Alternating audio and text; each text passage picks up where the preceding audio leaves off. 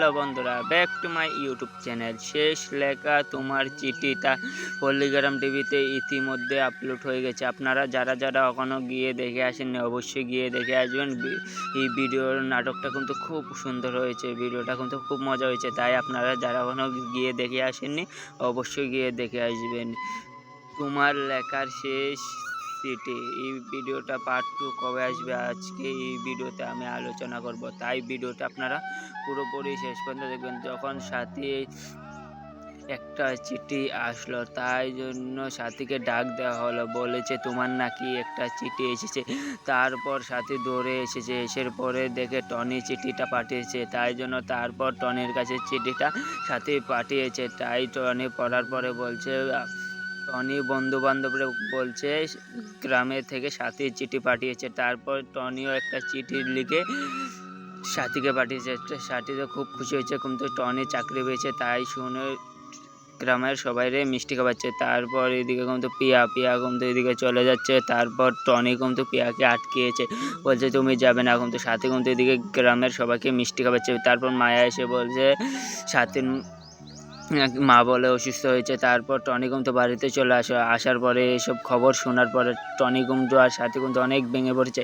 তাই জন্য এরা ঘুরতে নৌকার পাড়ে গিয়েছিল। ওইখানে গিয়ে টনি সাথীকে বোঝাচ্ছে, দেখো যা হওয়ার হয়ে গেছে।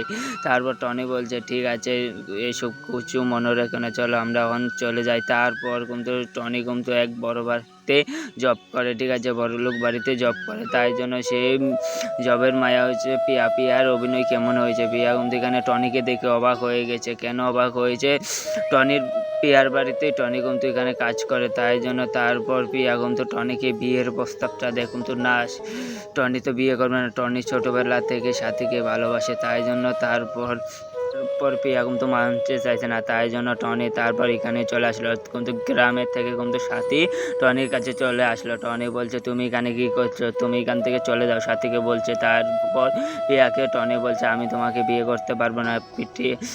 পিয়া কিন্তু অনেক রাগে বলছে কেন বিয়ে করতে পারবে না। তারপর সাথী কিন্তু পিয়ার কাছে গিয়েছিল, পিয়ার কাছে গিয়ে বলছে টনিকে নাকি লকআপ থেকে ছেড়ে দেওয়ার জন্য। কিন্তু তারপর কিন্তু টনিকে ছেড়ে দেওয়া হলো। তারপর ভিডিওটা কেমন হয়েছে অবশ্যই বলবে। তারপর ভিডিওটা খুব মজা হবে। তারপর সাথী কিন্তু টনিকে অনেক টাকা পাঠিয়েছিল, একটা চিঠি দিয়েছিল। তারপর টনিও কিন্তু সালমাকে একটা চিঠি দিয়েছিল। তারপর চিঠিটা এসে সালমার কাছে দিল, কিন্তু কেন দিল আপনারা কি জানেন এই চিঠির ভিতরে কী হয়েছে। আর পার্ট 2 কবে আসবে আপনারা জানেন, পার্ট 2 কিছুদিনের ভিতরে চলে আসবে। তাই জন্য তারপর কিন্তু এদেরকে সালমা কিন্তু অনেক মিষ্টি খাওয়াচ্ছে। কিন্তু তারপর টনির কাছে পিয়া চলে আসলো, আসার পর বলছে এখন আমি কী করব, তাই জন্য আমি যার জন্য ভালোবাসি সে যদি আমাকে ছেড়ে দেয় আমি এখন কী করবো। তারপর এদিকে মায়া সাথীকে এসে বললো তোমার মা কি খুব অসুস্থ। তাই জন্য সাথী এটা জানার পরে সাথী বাড়িতে গিয়ে দেখে খুব অসুস্থ। তারপর টনি কিন্তু চলে আসলো সাথীদের বাড়িতে, এসে টনিও ভেঙে পড়েছে। তাই জন্য ভিডিওটা কেমন হয়েছে অবশ্যই কমেন্ট করে জানাবেন। এরকম ভিডিও হতে হলে অবশ্যই আমাকে লাইক ফলো সাবস্ক্রাইব করে রাখবেন। ধন্যবাদ।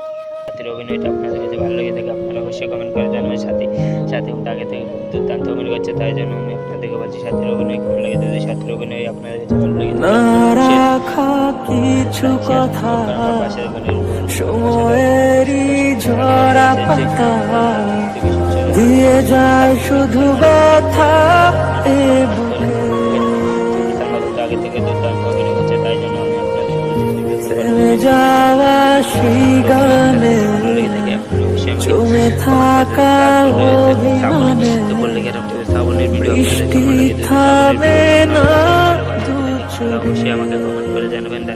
অভিনয়টা সুন্দর হয়েছে।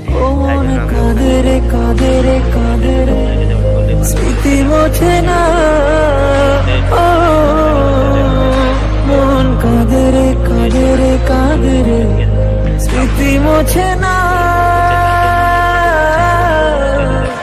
আয় না মন ভাঙায় না, যায় না ব্যথা বলা যায় না, হয় না এই ব্যথাকে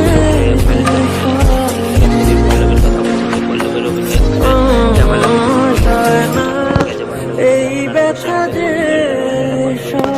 খুব সুন্দর অভিনয় করছে। তাই জন্য আমি নতুন ভিডিও নিয়ে চলে আসবো। পল্লবী, ঠিক আছে, পল্লবী আগে থেকে অসাধারণ অভিনয় করছে। তাই জন্য আমি আপনাদের বলছি পল্লবের অভিনয় কেমন